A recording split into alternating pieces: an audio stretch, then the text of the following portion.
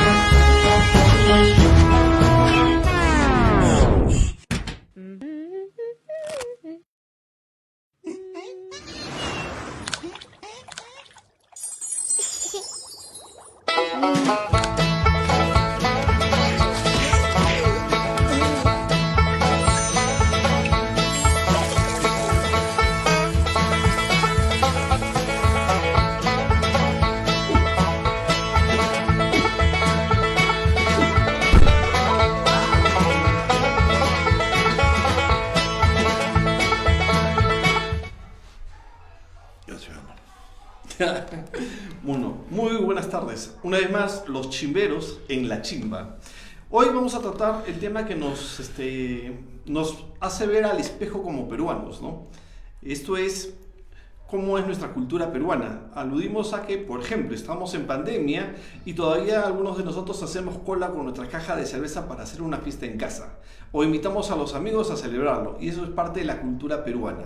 Entre Pepe el Vivo y cuantas otras denominaciones que nos han dado, como que los peruanos nunca llegan temprano a ningún sitio. A ver, ¿qué dice Julio? ¿Qué dice Como la hora cabana, más o menos. Empezamos por ahí, ¿no? No, todo, en mi criterio, todo nace a partir de la famosa expresión esta de la criollada, ¿no? Que el criollo era más vivo que los andinos, más vivo que los selváticos y por lo tanto era un ser superior.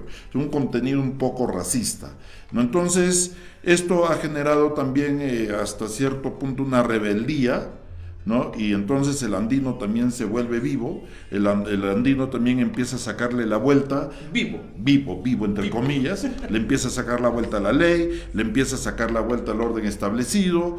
Y en el tema, por ejemplo, el mundo de los emprendedores, ¿no? Muchos vivos, como un candidato que es dueño de universidades, ¿no es cierto?, que se aprovechó de una serie de facilidades que se daban con la finalidad de promover una educación de calidad y ha hecho toda una cadena de universidades en el país, ¿no es cierto? O así vas a encontrar también otros también tipos los de... Pepe Luna y tantos otros. No son, claro, son como tres grupos, ¿no? Sí. Son como tres grupos que prácticamente se han apoderado de la educación superior, en particular en el Perú. Los de la raza diferente y los de plata como cancha. Así es. Entonces, producto de esto, ya ese comportamiento del vivo, del que le saco la vuelta a la ley, del que le saco la vuelta al orden establecido, del que lo hago tontito a la autoridad, se ha convertido en parte de la cultura peruana, ¿no? Entonces, ya siendo parte de la cultura, a pesar de que nos encontramos en situaciones bastante lamentables, queremos también sacarle la vuelta a la pandemia, y en esa sacada de vuelta a la pandemia está que nos revuelca. Muchos vivos están cayendo y la pandemia está que los revuelca, ¿no? Sí. Pero lo lamentable de todo esto, bueno sería que solo los revuelque a ellos. El problema es que también termina revolcando a la familia, al vecino y a todo aquel que por alguna circunstancia se cruzó en su camino. ¿Será el tema de la viveza criolla, la viveza de los peruanos, hijos de criollos finalmente, ahora todos mestizos, ¿no? El motivo de la situación en la que nos encontramos como país, es decir, esa, entre comillas, sacarle la vuelta a las cosas, el no ser responsable, el ser completamente informal, el seguir arañando todo rasgo de formalidad en el quehacer político, social, cultural, motivo de nuestra condición, entre comillas, de país en desarrollo? Mira, la pandemia ha desnudado algunas cosas que son parte de nuestra realidad y con las cuales hemos estado conviviendo y no las hemos querido reconocer. La primera de ellas es el sistema caótico de salud que lamentablemente todos aquellos que se llaman defensores del pueblo y los que se proclaman que van a luchar por los intereses del pueblo no han querido tratarlo, ni en el Congreso anterior, ni en esta etapa complementaria. Transitoria, y no lo van a tratar más adelante tampoco. De hecho, eso está clarísimo. Igual el sistema de educación, completamente igual, el mismo problema, completamente abandonado, un sistema muy frágil, pero también en el aspecto económico, en el aspecto productivo, hemos visto de que efectivamente nuestro sector productivo es más informal que formal, y algunos grupos informales se aprovechan de la formalidad, ¿no es cierto?, para justificar los ingresos informales que tienen, que en otros países son lavado de activos, evasión de impuestos, lavado de activos, y que están penados. Son delitos, ¿no? Entonces, acá en el Perú todo se justifica, todo pasa piola, y en estas circunstancias, naturalmente que esos niveles de informalidad nos ponen en condiciones de alto riesgo, ¿no? Al extremo de que hemos estado encabezando las listas de muertos a nivel mundial, a pesar de que hemos estado en una etapa muy, muy radical de pandemia por casi 3 meses, ¿no? Entonces, el tema de la cultura peruana, ¿realmente es una cultura peruana? ¿Podemos hablar de que todos los peruanos tienen esa misma cultura? Bueno, no tanto como cultura, ¿no? En realidad es la criollada, la viveza, el sacarle la vuelta, se expresa como que es parte de nuestra cultura, pero en realidad no es parte de nuestra cultura, sino es parte de una expresión de rechazo a un orden establecido en el cual el ciudadano común y corriente no se siente representado, ¿no? Ese es el tema fundamental. Hace un rato estaba leyendo un estudio que ha hecho el centro de Pero en ese sentido estaríamos hablando que esta cultura, ¿no es cierto?, o estos rasgos culturales, estas conductas, son antisistemas y podría llamarse hasta incluso revolucionarios, y que lo vemos de esa manera, que los excluidos han encontrado una forma de rechazar el sistema imperante, y por consecuencia es su forma de encarar, siendo excluidos, una forma de encarar una realidad, ¿no? En la Católica había un grupo de cientistas sociales que le denominaron más que revolucionario, más que contestatarios. Ellos manifestaban que era una resistencia cultural, ¿no? Grupos que no se sienten, que sienten que su idiosincrasia, sus costumbres son avasalladas por los medios de comunicación, por las corrientes mercantilistas que se expresan a través de una serie de manifestaciones relacionadas con la cultura, porque el mercantilismo ha llegado a la cultura y a la educación, lamentablemente. Uh-huh. Entonces reaccionan, o sea, hacen una resistencia a todos estos elementos, como a través de la informalidad, a través de estas conductas que en el fondo no tienen un asidero ideológico, doctrinal, no lo tienen, simplemente es reaccionar con lo que es una respuesta. Es una respuesta a la agresión que siento, ¿no? Ya, pero eso realmente contribuye a que estos grupos, así, entre comillas, naturalmente excluidos del campo social, del campo económico, del campo político, realmente construyan una propuesta para sí mismo. Eso es lo que últimamente se ha estado buscando, ¿no? A través de este enfoque de la multiculturalidad, ¿no es cierto? Ahí se ha venido justamente tratando de incorporar corrientes, principios, ideas, manifestaciones que en algún momento no fueron aceptadas ni reconocidas por el Estado y por algunos sectores que generan corriente de opinión, que se han ido incorporando progresivamente, pero definitivamente nos falta trabajar mucho más en ello. Pero también ahora nos falta trabajar en el tema de resolver esta mala conducta del criollazo que le saca la vuelta a todo y que no obedece ninguna norma, ningún reglamento, ninguna autoridad, ¿no? O sea, tenemos doble trabajo. Mira, desde la perspectiva de la que hablas tú, la del enfoque de la resistencia cultural de los grupos excluidos, a una propuesta de ser realmente los grupos motivadores de cambio, motivadores de propuestas innovadoras. Estas conductas que salen del marco de, digamos, incluso de la convivencia social, porque el criollo y el vivazo no respeta a nadie, ¿no? Así es. Y es opuesto incluso a las propuestas, digamos, de las tradiciones andinas que son más colectivistas, que vienen con una lógica de apoyo mutuo, una lógica de reciprocidad. Eso no pasa con el criollo. Entonces tenemos el criollo y los migrantes andinos que no necesariamente comparten esa forma de entender las cosas, pero sin embargo en manifestaciones terminan coincidiendo en la práctica, ¿no?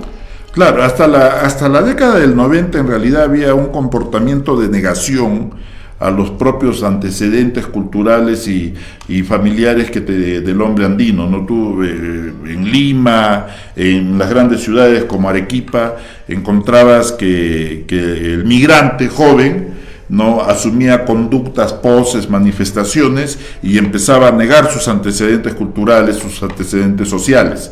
Ello ha ido cambiando. ¿No? ¿Sabes? Ahora que viene saliendo se me ocurre un meme que no sé si algunos o todos hemos visto, en la que aparece la figura de un Eugenio con un peinado comparado con otro joven andino con el mismo peinado, ¿no es cierto? Un tipo punk. Claro.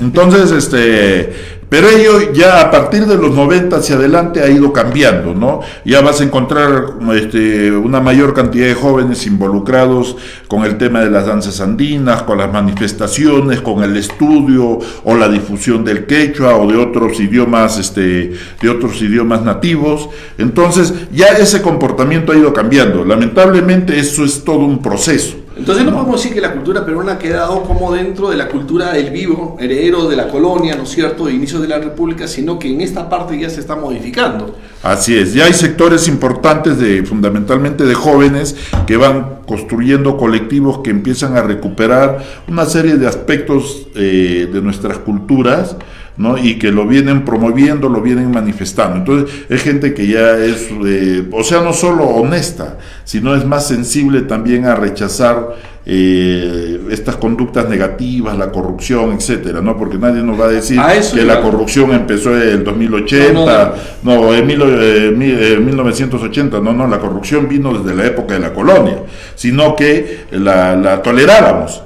La hemos tolerado en varios gobiernos y la hemos seguido tolerando. Para nadie era un secreto que para ingresar a la Marina de Guerra del Perú tenías que tener un padrino para entrar a la escuela de policía de acá de Charcani, otro padrino, y todo el mundo lo toleraba y lo hemos venido aceptando. Pero ya a partir de los 90 para adelante han surgido una serie de colectivos que se han venido manifestando y que han venido sensibilizando a la población. Hay muchos sectores de la población peruana que ya no lo toleran. Algunos no lo toleran cuando se sienten afectados por estas actitudes, pero hay mucha gente que ya no lo tolera ni siquiera al observar que esto sucede o al tomar conocimiento que está sucediendo. Y eso es algo bueno para nuestra sociedad que también hay que ir trabajando y modelando, ¿no? Entonces, hasta aquí podemos decir que la cultura peruana o las manifestaciones de la cultura peruana primero ha sido diversa, en el ámbito urbano se han venido integrando y esta ha ido cambiando con el tiempo.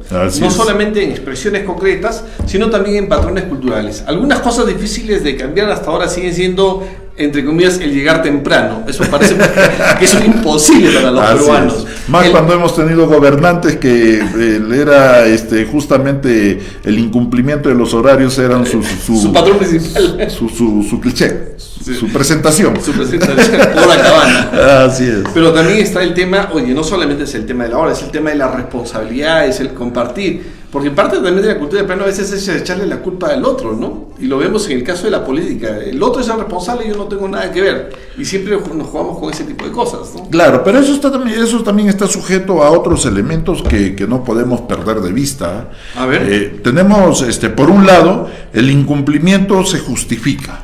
O sea, la gente no hace un mea culpa de que está mal, sino simplemente se justifica. Pero por el otro lado, cuando estamos ya en grandes urbes donde tienes que movilizarte, tienes que transportarte, y cuando estás en una ciudad que no tiene la infraestructura suficiente, entonces esto también resulta siendo un aporte al tema. Claro, hay otros que ya tienen una reunión a las 4 y a las 4 salen del lugar donde están hacia la reunión.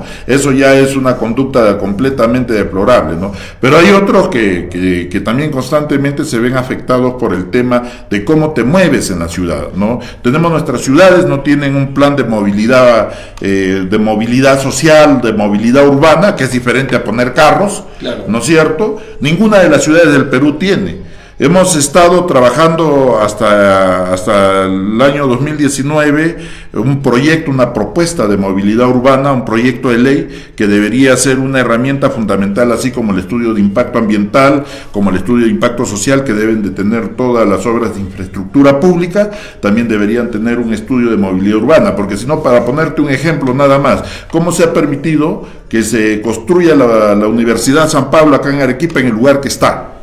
Al borde del río. No solo al borde del río. En primer lugar, al borde del río. En segundo lugar, el acceso. El acceso no tiene más de 8 metros de ancho. Es una vía completamente angosta y por ahí cuántos alumnos están ingresando y saliendo. Terminas y sales a una vía rápida donde no hay puente peatonal. O sea, todos esos elementos son deplorables y no deberían existir. ¿Por qué? Son elementos de riesgo a los cuales estás poniendo a miles de alumnos. De acuerdo. Y naturalmente a los docentes también. O sea, esos elementos, pero todavía los toleramos. No, todavía los toleramos, ¿no? Vamos viendo. Entonces, parte de nuestra cultura que está cambiando, ¿no es cierto? Aparte del tema de no llegar nunca temprano y no de respetar las normas ni las leyes, está el tema del inmediatismo, del oportunismo, o sea, aprovechar las circunstancias, tomar lo que tenga y disfrutar lo poco. Y en ese sentido, incluso entraría a tallar estos asuntos de cómo se están colocando el tema de la infraestructura educativa dentro de la ciudad y dentro de todo el país, porque no es el problema solamente de esta universidad, sino que a nivel nacional tenemos ejemplos varios, ¿no? Así es. Pero tiene que ver con el tema del enfoque estratégico, de la perspectiva más allá de lo inmediato. Nuestra cultura parece que está centrada en el consumir ahora, el disfrutar ahora y olvidarnos todo lo que venga para después, ¿no? Es que lamentablemente yo recuerdo cuando existía el Instituto Nacional de Planificación, el INAP, el INAP, ¿no? Todavía incluso ellos promovían y trabajaban con los docentes. Yo recuerdo porque a mi colegio ahí en Bambamarca llegaron en alguna oportunidad y nos hablaron de proyecto de vida, que teníamos que planificar nuestro futuro y que los pasos que teníamos que ir dando en nuestra vida deberían estar orientados a lo que queremos hacer de acá a 20, 30 años. O sea, todavía se impulsaba ahí el tema de la planificación, ¿no? Pero después, cuando viene ya el golpe de estado de Fujimori, entramos a un estado completamente improvisado, se cierra el INAC, no hay planificación, no hay nada. El señor subía a su helicóptero y decía: acá ponemos un colegio, allá ponemos una posta, y así es como se empieza a construir la ciudad. El pragmatismo, ¿no? El famoso pragmatismo que es el tema de que nos convierte en improvisados. El Estado es improvisado. Entonces, por lo tanto, las familias también se van convirtiendo en familias improvisadas y el individuo, o sea, el ciudadano, el ser humano, también empieza a improvisar. Y lamentablemente hay un montón de gente joven, ¿no es cierto?, que están ahí, están luchando, están tratando de hacer las cosas, pero no saben qué van a hacer con su vida. Y eso es muy malo. Se está corrigiendo, se está empezando a corregir nuevamente. Pero a eso también hay que ponerle más fuerza. No hay que ponerle más fuerza, hay que hacerle entender a los niños, primero a los docentes y después a los niños, de que tenemos que empezar a construir escenarios para nuestro futuro, que tenemos que construir escenarios para ir visualizando qué es lo que vamos a hacer en el futuro, qué tipo de sociedad vamos a tener y cuál va a ser nuestro rol dentro de esa sociedad, ¿no? Ese es un trabajo que hay que hacerlo, porque eso nos va a ir también, eso nos va a permitir justamente. Nos va a permitir de que la persona ya no busque la improvisación y la justificación frente a sus errores, sino que ya cuando cometa un error o cuando incumpla algo, va a ser más reflexiva y va a corregir su conducta. Pero cuando no sabes qué vas a hacer con tu vida, cuando no tienes una vida planificada, cuando no tienes claro hacia dónde estás yendo, entonces todo lo justificas y sigues viviendo normal, ¿no? Y no tienes ninguna culpa. Y no tienes ninguna culpa. Pero ojo, mira cómo es que le echamos flores a ciertas ideas que terminan marcando la conducta de las personas, ¿no? Este tema de que yo soy pragmático, yo soy práctico, a mí no me vengas con rollos. Aquí las cosas es, a ver, tomar la decisión sobre los hechos sin pensar a futuro y siempre estando sobre lo mismo. Eso le echamos mucho flor. Al tema de la informalidad, incluso nos alaban por ser informales, como que lo informal es lo bueno, que somos cariñosos, que miren cómo se adorna la idea, ¿no? Que somos cariñosos, que somos receptivos, que no somos acartonados, que somos sumamente flexibles, que no nos importa una programación, sino que, oye, lo que venga para celebrar y para estar todos chévere, ¿no? Pero ojo, mira, cómo se echa flores y se perpetúa una forma de conducta a partir de estas ideas. El improvisar, entre el de reforzar la idea de que lo informal es lo mejor y no estar dándonos cuenta de que, oye, estamos sencillamente poniéndonos obstáculos incluso para avanzar como personas y como colectivos, ¿no? Y eso se traslada mucho. Y con errores garrafales, ¿no? Por ejemplo, este tema de la migración es un tema muy complicado. Muchos le quieren echar la culpa a los venezolanos. En mi criterio, el problema de la migración desordenada no es de los venezolanos, sino del Estado peruano, porque acá entran por todas las fronteras, o sea, no solo por el norte. Claro. Por todas las fronteras entra quien se le da la gana, hacen lo que se les da la gana. Hacen lo que se les da la gana y no pasa nada, ¿no? Entonces, y vemos, por ejemplo, en el caso de Chile te selecciona a la gente que ingresa a su territorio. Solamente profesionales y gente que va a aportar a su sociedad. Entonces, el problema es justamente el culto a la informalidad, ¿no? El culto a la informalidad ha generado de que en estos momentos estemos pasando una crisis de migración de valores muy fuerte, ¿no? Claro, se dice por ahí que cuando Kuczynski declaró protección y apoyo a los migrantes, el señor Maduro, que más es inmaduro que Maduro, agarró y abrió todas las prisiones y sacó a todos los delincuentes a la calle, y váyanse al Perú porque ahí los acogen, no, y pareciera que sí es cierto, porque mira la cantidad de delincuentes que hay, y no solo eso, yo he estado leyendo hace poco un documento de la oficina de migraciones de la UNOC es de las Naciones Unidas, sí, y hay un documento, ¿no? que compara, ¿no? los costos en mantenimiento de prisiones que tenía el Estado venezolano el año 2007, 2017 y de ahí todos los años hacia adelante. Y que resulta que ha bajado casi en el 80% los gastos administrativos de operación y mantenimiento que se le daban a los penales de Venezuela. O sea, eso quiere decir que la carga de presos ha bajado y por lo tanto están gastando menos, ¿no? Bueno, es una forma de interpretarlo, ¿no? Lógico. Pero retornemos a nuestro tema. Nuestro tema entonces, como cultura peruana, ¿qué es lo que está pasando? Tenemos el cimiento, estas ideas que rigen nuestras conductas, que tú lo has llamado el culto a la informalidad, que finalmente termina generando pues esa conducta de los peruanos que compran cerveza en mitad de la pandemia, se van de fiestas COVID y no importa si se contagian o no, y dicho sea, muchos casos lo hacen también con personas migrantes, y todas estas cosas. El tema, parte de los problemas del sector salud y del sector educación no solamente ha sido de que no hay unas adecuadas políticas públicas implementadas, sino también muchas veces el propio personal también ha caído en conductas, ¿no? No, es el sistema.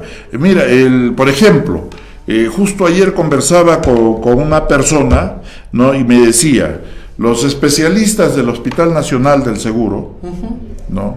En estos momentos no atienden por el tema de la pandemia. Pero ¿y dónde están? ¿Qué están haciendo? ¿Están de licencia obligatoria? ¿Están de vacaciones obligatorias? ¿Los han mandado a su casa?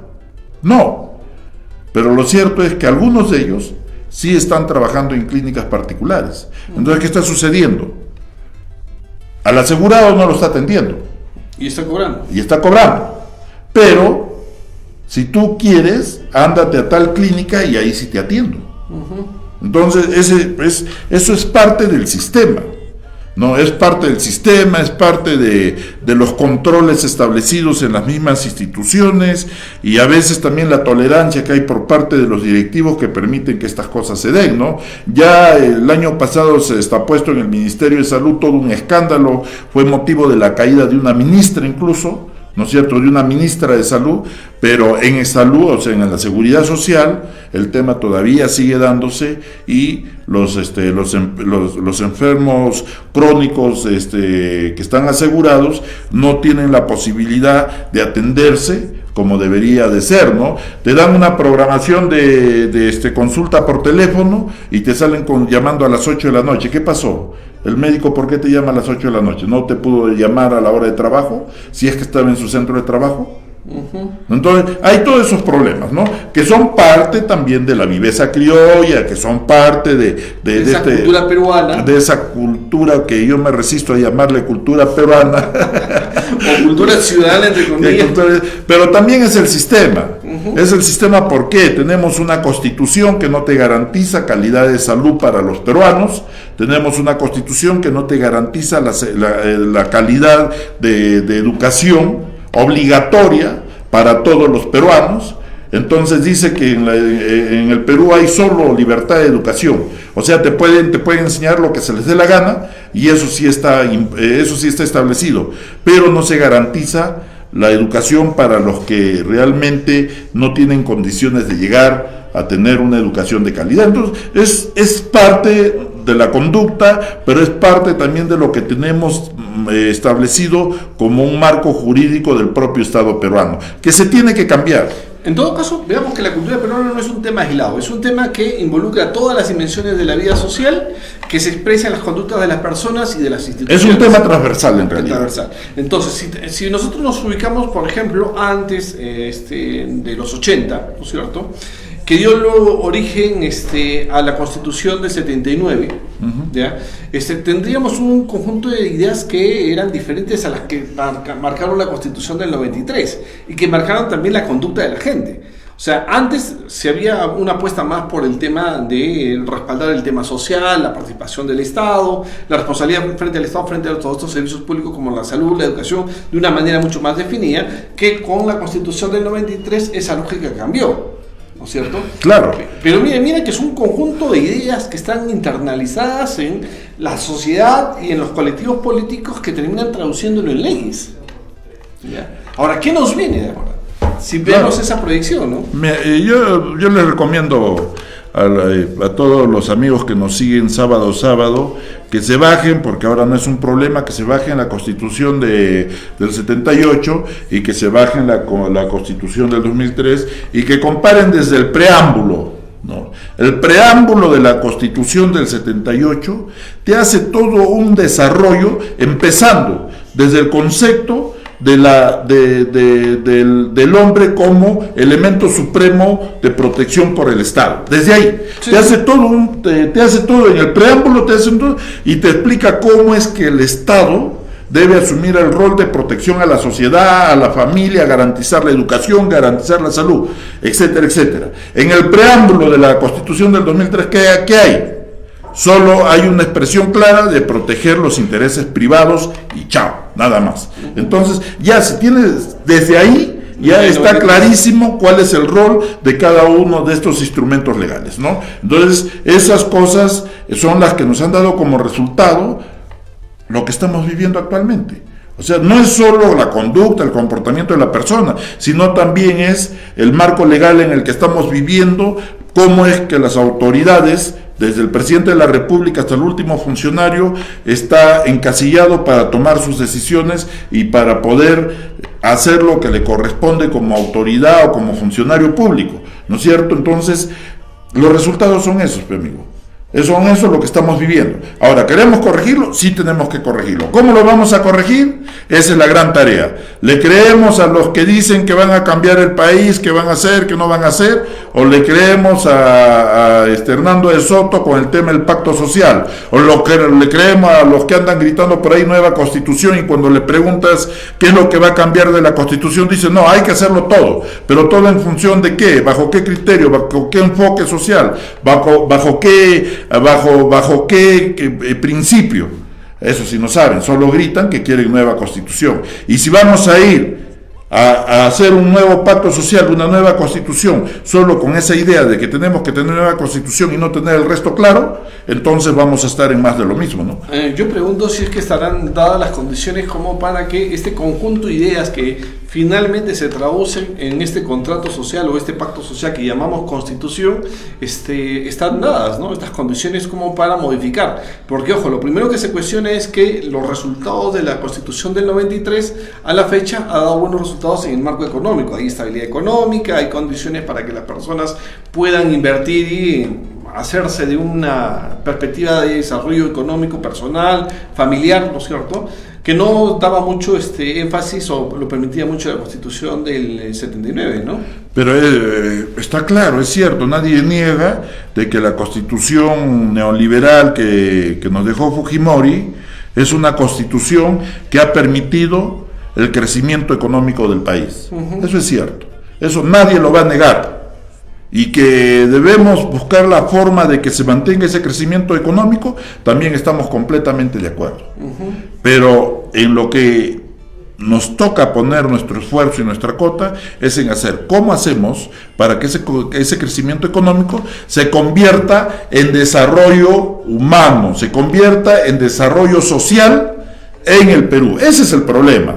Por eso te digo, está bien el capítulo económico, todo lo que tú quieras, de repente está funcionando bien, de repente, yo no lo creo, pero de repente está funcionando bien, ¿no? Pero el problema es, pues, cómo estamos en educación, cómo estamos en salud, cómo estamos en seguridad, cómo estamos en el tema de las políticas agrarias, ¿no es cierto? Seguimos pensando en los grandes proyectos para entregarle a los grandes monopolios agrarios que existen en el país, pero ¿cómo está el pequeño parcelero? ¿Cómo está aquel que tiene un terreno pequeño que en este momento tiene que alquilarlo a una persona que se dedica a producir de la manera más primitiva que puede existir, porque le echa un montón de agroquímicos a los productos, porque tiene que sacar sus cosechas, si es posible 2 o 3 al año, porque para eso está alquilando el terreno? Claro. Entonces, de eso no nos estamos preocupando.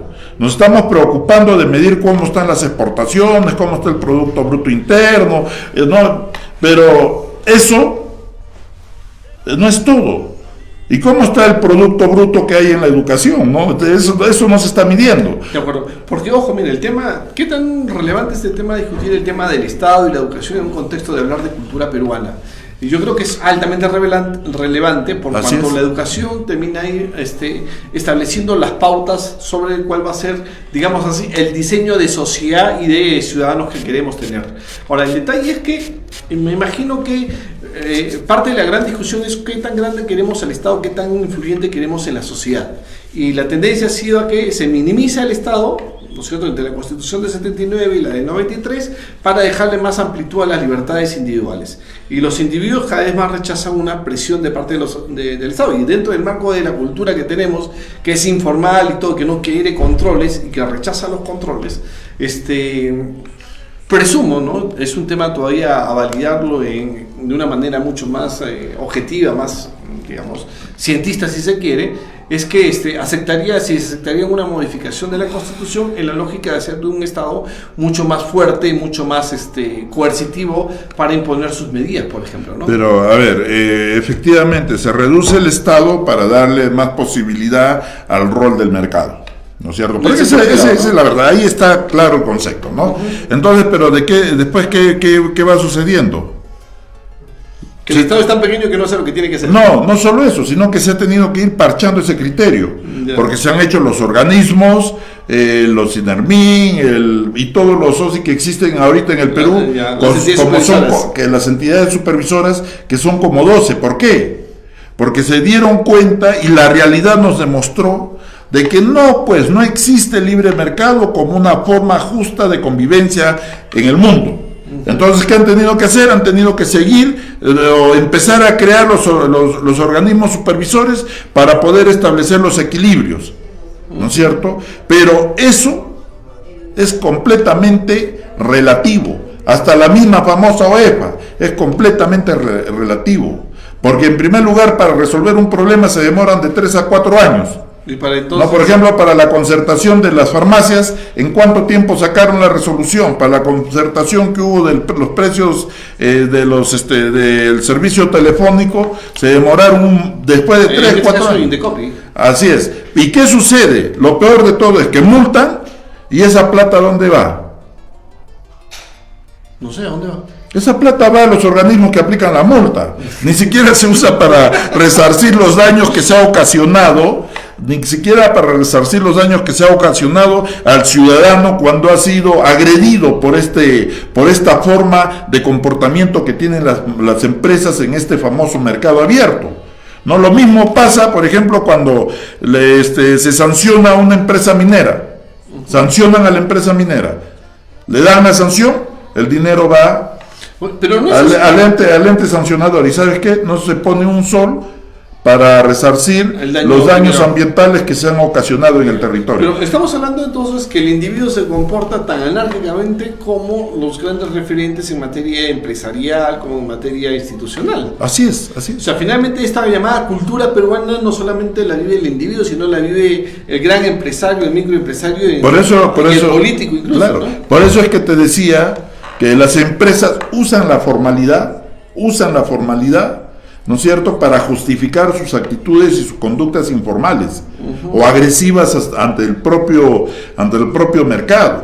Lo que ha estado pasando con la ley Kimpler, ¿no es cierto? Que decían que no, que se va a caer la agricultura de exportaciones si es que se le daban derechos a los obreros del campo. Y eso es completamente falso. Son 12 las empresas que controlan la agricultura y la agroindustria que se desarrolla para exportación. Y dentro de ellos están los Nicolina, está el Grupo Gloria, está el grupo del Banco de Crédito. Esos son los que controlan. El Grupo Gloria, señor, tiene más del 90% de las tierras acá en el norte, en Chiclayo, de Olmos, del proyecto Olmos. Entonces no me va a decir que esa empresa va a quebrar si le paga bien a los obreros, ¿no? Entonces, mira cómo se justifican las cosas para seguir enriqueciendo a los grupos de poder y naturalmente mantener pobres siempre a los que han sido pobres y que son pobres y que el Estado debería hacer un esfuerzo para ayudarlos a salir de la pobreza, ¿no? O sea, es una conducta transversal con todos, desde el más pobre hasta el más rico. Está esa conducta y ahí están los lobbies y están todos y aquellos que se sacan la camisa porque van a luchar por el pueblo. Cuando llegan al estatus del Congreso, ahí los lobbies los agarran, los organizan y los emborrachan y los tienen ahí tranquilitos para que no vayan contra los intereses de los más ricos, mientras que abajo pues los pobres sigan siendo informales, sigan siendo Pepe el Vivo y se sientan realizados porque le sacaron la vuelta a la autoridad y le sacaron la vuelta a la ley, ¿no? Esa es la realidad de nuestra sociedad y de nuestra cultura. Pero es un diseño sumamente perverso, ¿no? Es completamente perverso y hay que cambiarlo, hay que trabajar para cambiarlo y esto no es un sueño, hay colectivos que están trabajando, el tema es que hay que seguir sumando fuerzas y hay que seguir esforzándose en este tema, ¿no? Entonces la cultura peruana no es un todo homogéneo, hay patrones dominantes, ¿no es cierto?, que corresponden a determinadas formas, decirlo, de relaciones económicas que tenemos en el país, porque ojo, lo que se mantiene y perdura no es porque solamente el chiquitito lo haga, o el grande lo haga porque solamente lo inspire, ¿no? Claro. Sino porque hay formas económicas que se han establecido y que finalmente es la forma de relacionarse para sobrevivir unos y para ganar otros, ¿no? Eso es en todo caso la relación entre finalmente la cultura y la base económica, ¿no? Otro ejemplo. A ver, cuenta. Lo que ha pasado con la famosa vacancia y la denominación de presidente del señor Merino, ¿no? La protesta estaba en la calle. La población, los medios de comunicación, todo el mundo decían, no lo hagan. Pero el Congreso lo hizo. ¿Y sabes por qué lo hizo? A ver, ¿cuál es tu tesis al caso? Porque también es Pepe el Vivo. También es el Pepe el Vivo, ¿no? Reciben el mandato del pueblo para legislar a favor del pueblo. Pero cuando están arriba, ya no hacen lo que el pueblo les dice, sino lo que se les da la gana. Lo que mejor les conviene. Y lo que mejor les conviene, sus intereses, sus acuerdos, sus componendas. Y eso nos dio como resultado, ¿qué cosa? 15 días de caos total en el Perú. ¿no? De caos total y naturalmente parte del rebrote que estamos viviendo es también producto de todos estos procesos. O sea, no es que solo la semana pasada y en Navidad fue que nos empezamos a contagiar, ya el tema ha venido creciendo desde antes, están ahí las estadísticas, sino que no las han querido ver, no las han querido interpretar y menos afrontar. Mira, hasta ahora estamos viendo cómo es que los individuos se comportan, ya sean como pequeños o como empresarios o como políticos, como individuos finalmente en diferentes estratos de la sociedad. Aludimos que esto se refleja, es un reflejo, tiene mucha relación con la forma de vivir la vida en materia económica, ¿no? El pequeño, el informal saliendo a la calle a vender sus cositas. El empresario haciendo aparentemente lo formal, pero viviendo dentro de la informalidad. Y el político haciendo lo propio. ¿No es cierto? Y ahí hemos dicho que el entramado de todo esto podía conducir a un nuevo contrato social que era una nueva constitución. El tema pasa por firmar un nuevo acuerdo, así a ciegas. No hay qué garantías habría como para que se reforme o modifique esta forma de ser peruano, ¿no?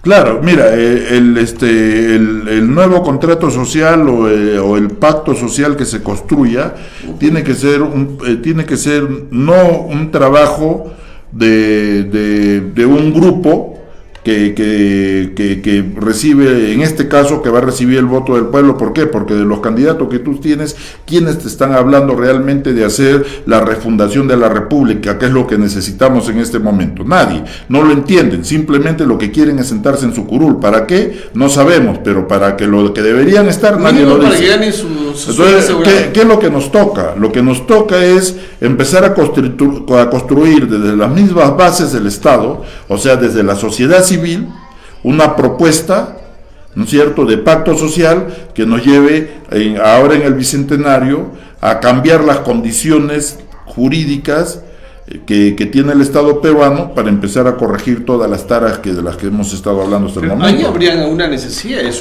digamos un grupo que lidere el proceso que no se visualiza en esa dirección que estamos hablando de refundar la República. No vemos un atisbo de planteamiento de una modificación en las relaciones económicas que también modifiquen las relaciones de conducta de las personas, ¿no? Así es, pero es que no lo estamos viendo y no esperemos que lo no esperemos verlo, lo que tenemos que hacer es construirlo, que es diferente, ¿no es cierto? Tenemos que construirlo, porque si no, vamos a seguir en lo mismo, no va a cambiar nada. Definitivamente no va a cambiar nada y todo va a seguir igual, y lo que se hace arriba justifica lo que se hace abajo y viceversa, ¿no? Entonces vamos a estar ahí en un círculo vicioso que no nos va a permitir salir de este problema en el que estamos, y siempre vamos a decir el Perú sigue creciendo, pero el problema no es que crezca, sino el problema es que se desarrolle. La palabra de Vargas Llosa, ¿no? ¿Sí? ¿Y cuándo se fue? ¿Y cuándo se fue?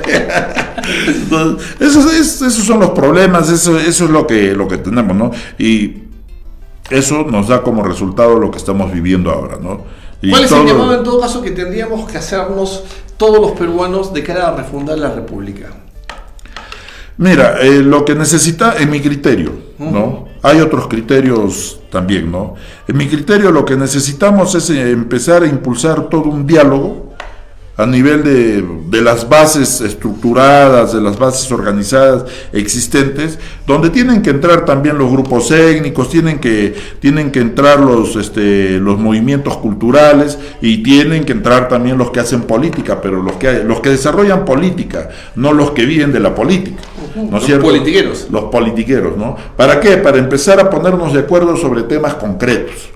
Pero, ¿qué pasó con el acuerdo nacional y las políticas que se plantearon? ¿No iban en esa dirección? El acuerdo nacional, claro, y las políticas que se plantearon iban en esa dirección. Pero, ¿qué sucede? Iban en esa dirección, pero han sido reorientadas para mantener el statu quo.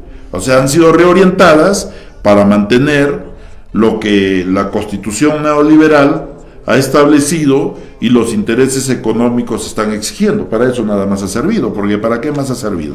En tema de reconocimiento de derechos por ejemplo, de las comunidades nativas, ¿acaso no se sigue explotando en forma descontrolada la tala de bosques? ¿Acaso no se sigue ocupando en forma indebida terrenos? Hermano, quitarle 1 metro cuadrado a un nativo es como quitarle el banco de crédito a los señores o quitarle la leche Gloria a los Rodríguez Banda, ¿no? ¿Por qué? Porque eso es lo único que tienen, ellos viven de eso, ellos viven de la tierra, no tienen otra actividad. En algunas zonas, en estos momentos, se están explotando mucho el tema de turismo, ¿no es cierto? Con su artesanía que venden, pero del turismo no vive toda la comunidad nativa, vive la parte que está de cara a donde hay accesibilidad, nada más. Al recurso turístico. Así es, pero el resto, ¿de qué viven? La caza, la pesca, la horticultura. De eso viven. Entonces, si tú les quitas eso, simplemente lo estás condenando a morirse de hambre. O al desplazarse a buscar más tierras. No, sigue migrando y el invasor sigue viniendo detrás de ellos. El invasor, porque están invadiendo su comunidad, ¿no es cierto? Están invadiendo sus tierras, pero legalizados por el Estado peruano. Sí. ¿No? Mira la realidad, ¿no? Mira la realidad, los están expulsando hacia adentro, ¿no? Y siguen persiguiéndolo, ¿no? Otro tema, por ejemplo, que también nos dice mucho de esto, es el tema, por ejemplo, del derrame de petróleo que hubo acá también en el kilómetro 80 más o menos del oleoducto norperuano. Ya. Fueron a un juicio las comunidades nativas por los daños ambientales que ocasionó Petroperú. Ganaron. Petroperú simplemente no les hizo caso. Han ido al Tribunal Constitucional, han ganado y Petroperú no les hacen caso. Entonces, ¿en qué país estamos? ¿Y quién es el propio Estado? O sea, ni siquiera es el particular. Si el propio Estado se comporta y actúa de esa manera, porque Petroperú es una empresa del Estado peruano, ¿no es cierto? Si es el propio Estado, entonces, en qué país estamos? ¿Te das cuenta? Después nos asombramos de las conductas que tienen nuestro vecino. Es una cuestión sin salida, ¿no? Así es. Entonces, necesitamos una salida. Necesitamos una salida, pues, ¿no? Pero ¿dónde vamos a encontrar la salida? Cuando mueran 20, 30 nativos nuevamente que salgan a luchar contra sus flechas, contra la policía o contra el ejército. O sea, entre peruanos nos matemos para los que toman las decisiones recién reaccionen. Pero seguimos buscando la salida. ¿Cuál es la salida? ¿Cuál es la salida? La salida es de que el Estado peruano tiene que en realidad entender, y los que gobiernan tienen que entender, ¿no?, de que el Estado también comete errores y tiene que ser reflexivo. Mira, a ver, un procurador público tiene por obligación defender el Estado. ¿De acuerdo? Ya está. Agarra, hace su denuncia, va al Poder Judicial, pierde. Está obligado a apelar. Porque si no apela, cometió un acto de negligencia. Apela a la segunda instancia, pierde. Entonces tiene que apelar nuevamente. Hasta agotarlo. Hasta agotar el proceso. Pero ¿cuánto gastó el Estado en esos procesos? O sea, el tema es ese, ¿no? Se dice que cada juicio, más o menos, en el Poder Judicial cuesta 80,000 soles. Ya. Entonces, ¿cuánto se gastó en las 3 apelaciones? ¿Por qué?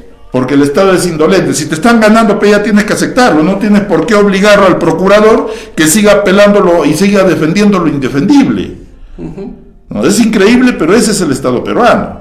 Y ese es el Estado peruano que tiene como reflejo al ciudadano común y corriente que ve, ¿no?, la conducta, el comportamiento. Entonces, si ellos son así, ¿por qué yo no voy a hacerlo igual? Que es otra idea imperante, ¿no? Es otra idea imperante, así es. O sea, si él lo hace, yo, ¿por qué no debo hacerlo? ¿Qué me excluye a mí de hacerlo? Así es. Entonces, y eso normalmente lo escuchamos los que estamos en la administración pública, constantemente lo escuchamos, ¿no? Si el fulano lo ha hecho, ¿por qué yo no lo voy a poder hacer? Exacto. Entonces, pero se trata de romper el círculo vicioso y pernicioso que está detrás de esas ideas, ¿no? El de que es mejor la improvisación, el que si lo hace el otro, yo también, ¿por qué tengo que hacerlo? Y cosas así, ¿no? Así es. Entonces, el tema pasa porque hay nuevas relaciones económicas que establecer, nuevas relaciones jurídicas, pero también nuevas ideas que finalmente instalar y consolidar, ¿no? Ahora, esto pasa por educación, pasa por un mayor compromiso, pasa por tener también un grupo que lidere el proceso. Alguien tiene que ir planteando la visión. Así es. Y hasta ahorita esos casi no se aparecen, ¿no? Algunos, desde algún rinconcito donde se escuchan una vocecita diciendo refundación de la República. Pero yo creo que hay colectivos y hay grupos que sí lo están haciendo. que todavía no levantan la voz, es diferente. Pero sí hay gente que se reúne, conversa sobre estos temas. Entre los 22, 23 partidos políticos, entre comillas, que van a postular, están postulando a los más altos niveles de representación nacional, ¿cuál de ellos está levantando la voz de la refundación de la República? En realidad ninguno. Es que hay una cosa real también. Los partidos políticos ya han dejado de ser expresión de la problemática y la necesidad de los pueblos. Esa es la verdad. No están pensando en el país. Esa es la verdad, no están pensando en el país. Mira, la señora Verónica que hacía sus acuerdos y se reunía con el amigo Cerrón y con el otro amigo de Cajamarca, con Pedro Santos, que también está sentenciado, ahora ya está sentenciado, ¿no? Para unificar la izquierda.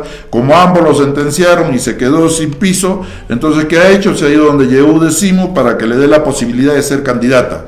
¿Tú crees que esas conductas te garantizan que va a cambiar este país? Que es la misma lógica oportunista que es de la llamada cultura peruana, ¿no? El partido cascarón, el oportunismo, el vender la posición dentro de... El Hernando de Soto que se presenta... Que nunca ha sido partidario de nada.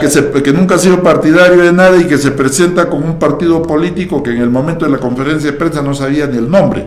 O sea, no sabía cómo se llamaba el partido por el que estaba postulando. Y para la primera magistratura del país. Así es. O el otro señor que tiene a su candidato vicepresidente, pero que no se acordaba el nombre del candidato vicepresidente, ¿no? Entonces, o del otro pátape que es empresario, tiene plata como cancha, todo el mundo le suelta plata, entonces todos están calladitos ahí, escuchando todas las tonterías que habla y hasta la vergüenza pierden, ¿no? Ahí está Bugatás, por ejemplo, ¿no? Que ahora está conformando la lista después de que le ha dicho 1000 cosas a este señor, ¿no? O el otro que está ahora con Keiko, ¿no? ¿Cómo se llama? ¿El emprendedor? No, aparte del emprendedor, el que fue ministro del Interior de Toledo, que justamente fue el culpable del arequipazo. ¿Cómo se llama este tío? Bueno, está ahí, ese le ha dicho a Keiko Fujimori y a los Fujimori le ha dicho, pero la vela verde. Ya, ¿y ahora? Ahora está con el número 2, creo, el número 3 en la lista. ¿No? Y se ha dado cuenta de que Keiko ya es otra persona. Ha reflexionado en la prisión le ha hecho ver la realidad y ahora ya es otra persona, es una persona mucho más humana. Y como es mucho más humana, él ya se olvidó que le dijo de que ella había vivido de la plata de los peruanos, que con la plata de los peruanos se había educado, que no trabajaba, que seguía viviendo con la plata de los peruanos, que era candidata y que era candidata con la plata de los peruanos. Pero ahora conforma la lista. Pero no deja de salirse del esquema de esa cultura política peruana del caudillo, ¿no? Yo sigo al caudillo. Si el caudillo cambia, qué bueno. Y si el caudillo es peor, qué malo, ¿no? Pero mira, son las ideas que se van repitiendo y son ideas que... Por eso te digo, los partidos no expresan la necesidad ni representan al pueblo.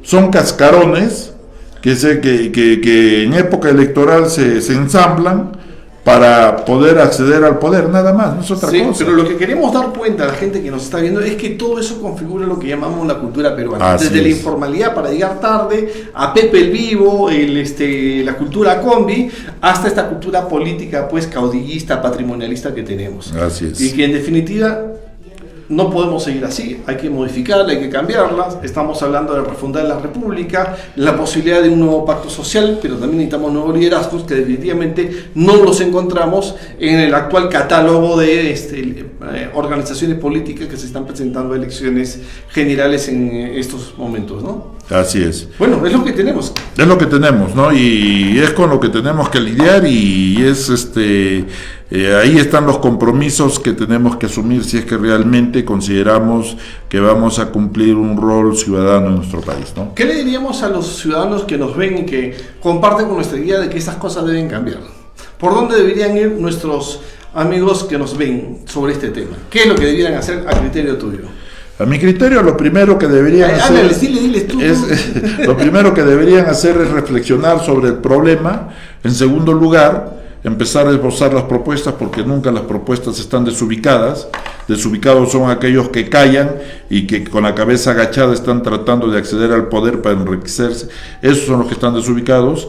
Ir organizándose, ir compartiendo, ir con nuestros familiares, nuestros amigos, nuestros colectivos, ir generando las propuestas que necesitamos para cambiar este país, ¿no? Todo no es perfecto, pero sí es perfectible. Entonces, pero para hacerlo perfectible tiene que entrar en todo un proceso de diálogo, de consenso. En eso hay que trabajar, hay que asumir nuestro rol ciudadano. Si los partidos no nos representan, habrán otros espacios que sí nos pueden abrir las puertas para construir esta nueva república que nos exige el bicentenario de la creación de la república. Yo lo que les diría es, oye, seamos cambio nosotros, ¿no? Si queremos el gran cambio, impulsemos el cambio nosotros. Desde llegar temprano, que es la idea más sencilla, más fácil, hasta empezar a cuestionar, a criticar y a proponer los cambios que consideramos. Y entre ellos el tema, por ejemplo, en la figura, en materia política, este tema de seguir al caudillo, yo creo que es una cuestión que tenemos que modificar. Yo no voto por caudillo, yo voto por organizaciones que tengan programa, que tengan ideología, que tengan organización, que me garanticen que el cambio que están proponiendo se va a lograr. Porque el caudillo dice A ahora, y cuando empiece a hacer, lo va a hacer B, C, Z, cosas diferentes. ¿Ya? Por si acaso, entonces, los únicos que garantizan el cumplimiento de un compromiso político no es el caudillo, es la organización firme, establecida, consolidada, con lineamientos y programa de mediano o largo plazo.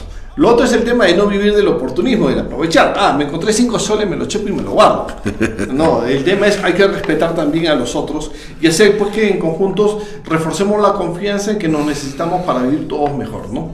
En fin, el tema de trabajar en la política, en el ámbito social, en la comunidad, en la familia es importante y ahí hay que pensar vínculos y lazos que podemos y necesitamos modificar con el tiempo. A todo esto, nuestra invitación al cambio. Peruano, arequipeño, ciudadano, donde quieras que estés, tú eres motor del cambio si es que decides hacerlo, ¿no? Y creo que hasta aquí vamos cerrando por ahora el programa, nos hemos extendido un poco. Bueno, parece que sí, no se olviden, estamos acá en La Chimba, hay un espacio, hay una curul que está acá libre para venir siempre está disponible. No, sus comunicaciones, sus preguntas, los temas que deseen tratar y si nos quieren acompañar también. La Chimba es un espacio abierto, no es un espacio político, no es un espacio de un partido político tampoco, no es un espacio de algún candidato, pero si en algún momento algún candidato quiere sentarse a conversar con nosotros, también las puertas están abiertas, no hay ningún problema. Acá hablamos de política, hablamos de gestión pública, hablamos de temas culturales, hablamos de todo. Somos un colectivo de amigos que nos hemos organizado, nos hemos juntado para de una u otra manera ir contribuyendo en el desarrollo de nuestra región, en el desarrollo de nuestro país y también cumpliendo una tarea muy importante que consideramos, que es darle voz al que no tiene voz, que es darle información a aquel que no tiene acceso a esa información. Esos son los roles que nosotros aspiramos a cumplir, así que las puertas están abiertas hasta el próximo sábado. Hasta el próximo sábado. Un saludo a los chimeros que no nos han acompañado hoy día, no están presentes ahora. Muy bien, hasta el próximo sábado por 3tv.p, conéctate y un abrazo con todos. Hay que cuidarse, no hay que salir a la calle. Fundamentalmente no hay que salir a la calle si no es necesario, hay que lavarse las manos, hay que tener los equipos de protección, la mascarilla, el protector facial, para que de esa manera podamos combatir contra la pandemia. Bueno, un fuerte abrazo y hasta la próxima. Ojo, empieza la cuarentena. Pero igual va a haber chimba. Sí, igualito. Desde la clandestinidad. Así es.